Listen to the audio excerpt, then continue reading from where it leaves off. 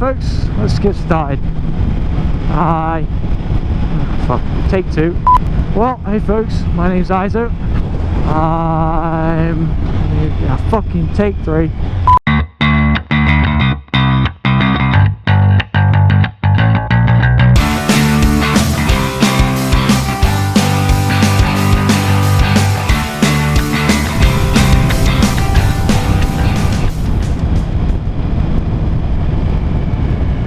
Folks, nice to meet you. My name's Izo. I'm originally from England, as you might be able to tell by the lovely Cheshire / Mancunian accent. And if this gentleman would hurry up, come on, buddy. Yeah, okay. Yeah, it's a good time. You gonna go? Alright, you're turning. Alright. And this mighty steed that I'm on is my Speed Triple. She's got about 14,000 K on her, and also has a service light because the first 10K service is just the oil. She's 2011, and I got her for not a whole lot of money, to be completely honest. It did involve a bit of a mission, so that'll be today's topic: how I acquired the bike. So all began with going up to Prince George. Now I'm guessing a lot of you lot aren't going to know where Prince George is. The internet's a big place and Prince George isn't. So with that in mind, I live in the Okanagan, which is a portion of British Columbia, Canada, and it's well, it's brown. It's really brown. All it is brown. Everything's brown. And fuck, I mean, if you like bad drivers and you like brown, come to the Okanagan. Come on, buddy. Oh, bollocks, really? So if you look up Okanagan, maybe I'll put a link in the description. It's about 700 kilometers from where the bike was in Prince George. So that involved a very early start, about 4 or 5 in the morning. Quick trip to the airport, jump on a Air Canada flight over to Vancouver. Upon which I realised the disgusting, look at this guy. How's it going, buddy?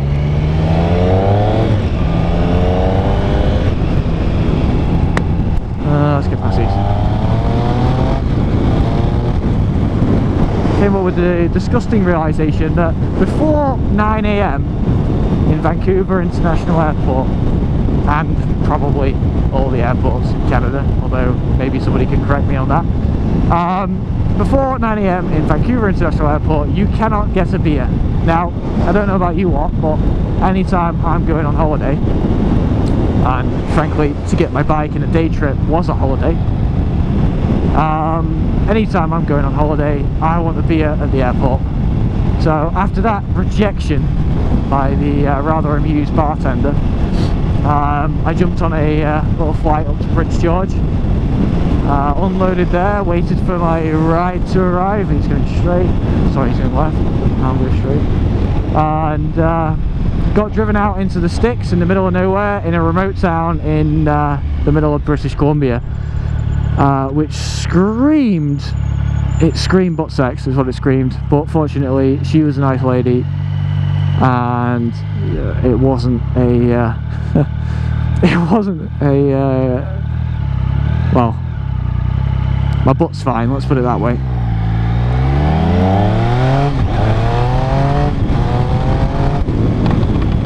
Yeah. Anyway, so met up there. The bike had 3,300 kilometers on it exactly when I first got it, which was last year, and it was all in good shape, really. It was all stock, barely even been touched. The only thing I don't have for it are the rear passenger pegs, but it's not really a problem anyway. Stock seat, all very comfy, really, no real problem with it. I did 7 hours riding and didn't feel like I wanted to kill myself, which is a good start.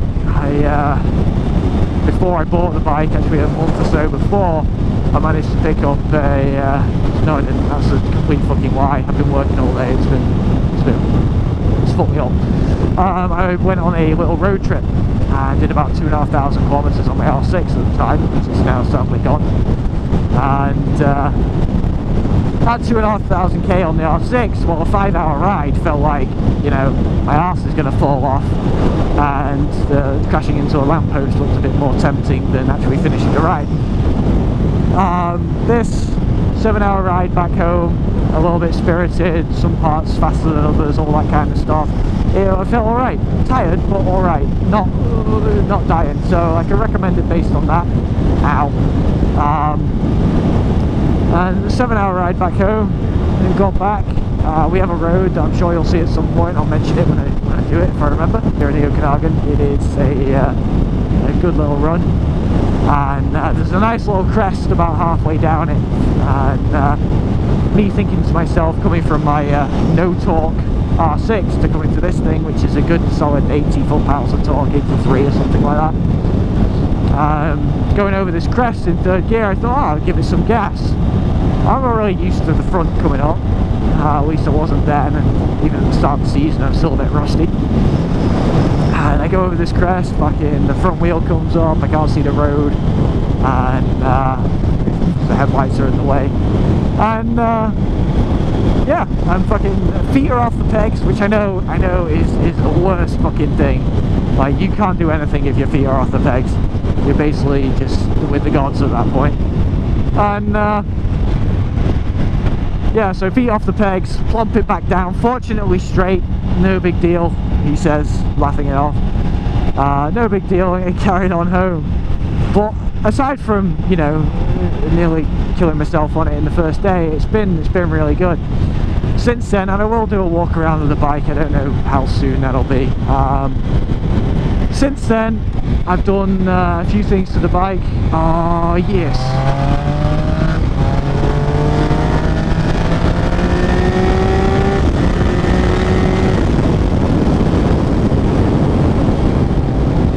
First real rip of the season, that. First proper overtake too. So as you can see, I've not got the mirrors on here. I've got a little bar end mirror. Got a good little noise to it now as well.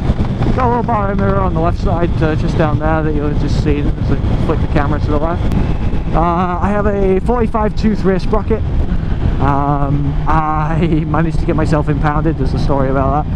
I managed to get myself impounded last year, at the end of last season, so I figured more acceleration, it's flawed logic really, but more acceleration, less top end, that's fine. But maybe they'll tag me for doing wheelies and for well, still breaking the speed limit, so you know.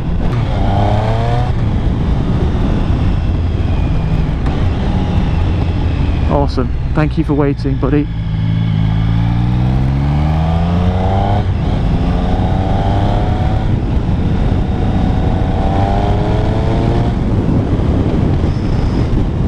Oh, this is it, this is the Okanagan. Look at the brown.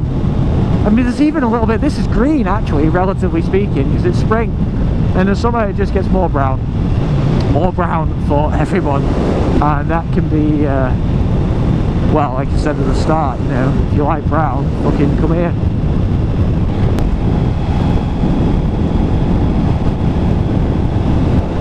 Let me know about the, I mean, I'm gonna kind of audit it myself over the quality of the video and over the quality of the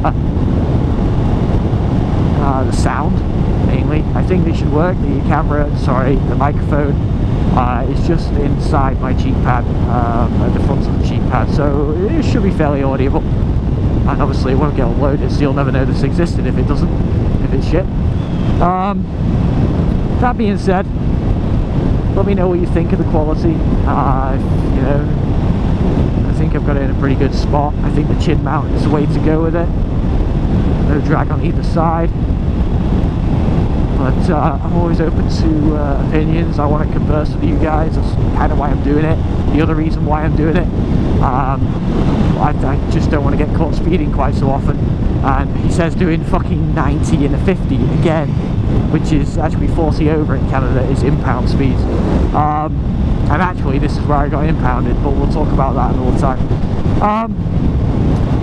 Yeah, it kind of slows me down a bit, gives me something to do, it gives me somebody to feel like I'm talking to. So, you know, let me know what you think.